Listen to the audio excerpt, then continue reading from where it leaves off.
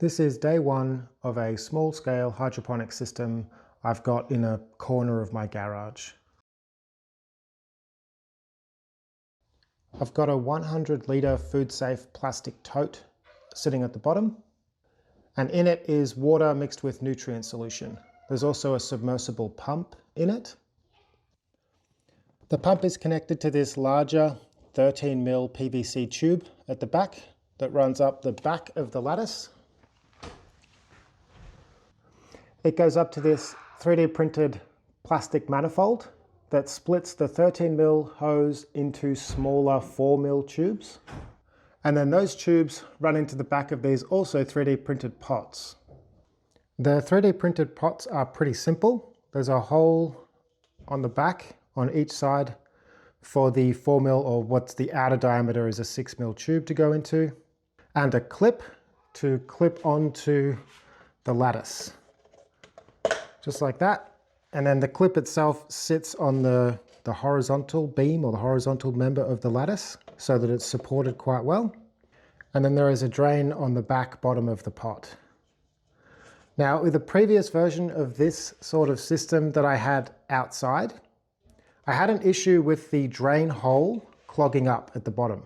With the roots, if the plants grew big enough, they would tend to grow their roots into the hose and clog it. But because the opening is so small, it's hard to build like a grate over it. So what I've done is make this kind of spine that runs along the back, which is effectively that. It's just one long drain grate cover sort of thing, where the openings along this spine are small enough to allow water to get through, but hopefully not big enough to let the roots grow into it. All of this is printed from food-safe PETG plastic. Once the pot is clipped onto the lattice, a hose just runs through one of the holes on either side, which looks like that.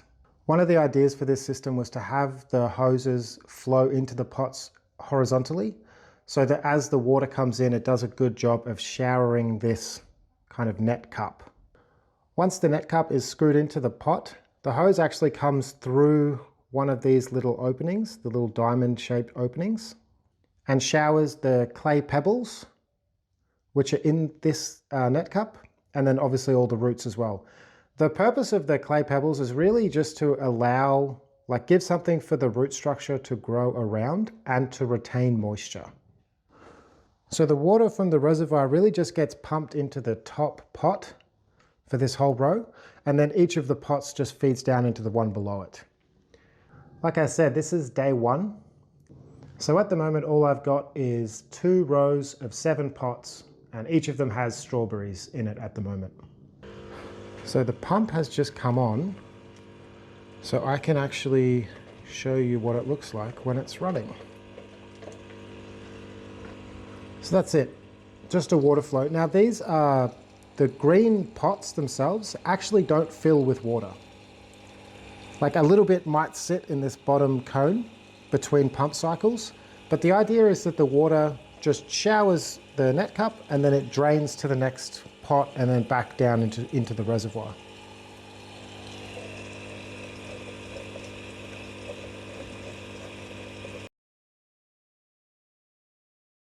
The whole footprint of this system is just over half a square meter. I think it's like 0.53 square meters.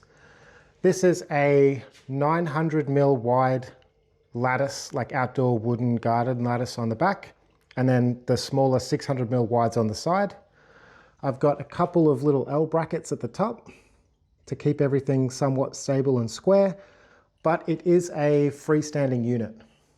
I have the pump plugged into one of those smart plugs, so I can set it on my phone for the intervals to turn on and off, and then the lights themselves have a timer built into them. So the system I ran out the back, and what I'll be repeating for this system, is just that the pump turns on for 1 minute every hour during the day. There are a couple of reasons why I've decided to build this the way I have, especially choosing to do this indoors in the garage. I did originally have the very similar system out the back, but instead of this kind of wraparound bay of 3 walls of lattice, I just had one. I just propped the whole thing against the back fence and then had the same system. The pots out the back were a little bit smaller and they didn't have this proper spine grate along the back. But that system did really well over spring and most of summer. I grew tomatoes, lettuces, strawberries, cucumbers, spinach, and a couple of other herbs, but I ran into a few problems. One was that for whatever reason, the birds around here seem to really like the spinach, so that never stayed in pots for very long. I would just come out one day and the birds would come in and just take the entire spinach plant out. The other was that in summer, so I'm in Australia, and our summers, I'm in Melbourne, so our summers aren't too crazy here, but if we got like, let's say a week of 40-degree weather, and then just the sun would be beating down on the reservoir all day, the water would get a little bit too warm for my liking and the plants would wilt. And now we are going into winter, so it'll be a similar kind of climate problem, but it's just too cold outside. This strawberry, I might have damaged the roots a little bit too much when I put it in. It's not doing well. I might have to swap that one out.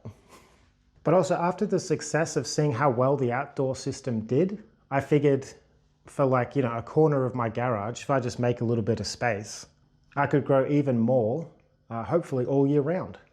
I also don't have the option of doing any real gardening outdoors. We rent here. Our backyard is also very small. So firstly, we don't have permission to like dig up the backyard and put in garden beds or raised beds or anything like that. But also, even if we did have permission, we don't really have the space. The lights are just simple LEDs. I was planning on doing like lights from the top down, but I found once I'd built the system that it wasn't really going to work out the way I wanted it to. So I ended up trying this. They're just on some dowels, 4 lights on at the front. And if I need to get into the system, then I can just, I mean, they're just freestanding, right? So there's like a hole at the top of this 2x4 that just sits in place, resting on the lattice here. So if I just kind of move it, I can always move it out of the way to get in, or move the lights around if I wanted to. If the lights end up being strong enough and I wanted to, I could always move them back a little bit somehow and then add pots on the very edges. But for now, I'm not too worried about it. There are 7 pots on each row, and at the moment I have 2 rows. My next steps will be to add more rows going down. And then as the plants grow, I guess I'll decide whether or not this spacing is right, or if I can compact everything together a little bit. I'll have to just experiment and see how I go with a lot of this. My kids absolutely love strawberries, and at the moment they are like $8 a punnet or something here, ridiculous. So I might just add more strawberries, but I'll also probably be adding some herbs and some lettuce for now, and then eventually maybe even looking at some cherry tomatoes as well, and probably capsicums. If you'd like to see how far I get, how much food, let's say, I can grow in half a square meter in my garage, then consider subscribing. And thanks for watching.